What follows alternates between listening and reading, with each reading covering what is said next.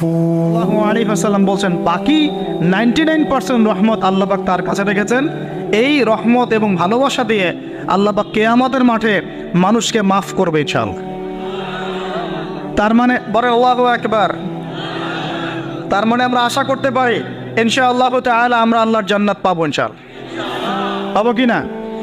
শুধু একটা কাজ যদি উম্মত করতে পারে জান্নাত পাবে। বলে দেবো কোনটা?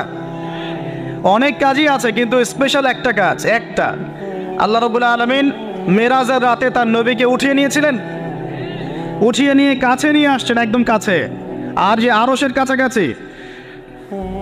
নবী সাল্লাল্লাহু আলাইহি ওয়াসাল্লাম বলছেন ওই সময় তার উপর 3টা স্পেশাল ওহী করা হয়েছে। কয়টা? 3টা। একটা হচ্ছে 50 ওয়াক্ত নামাজ। কত ওয়াক্ত? এটা কমতে কমতে কমতে কত ওয়াক্ত হয়েছে? 5। 5কেও কমানোর জন্য কোন নবী বলছিলেন? মুসা আলাইহিস সালাম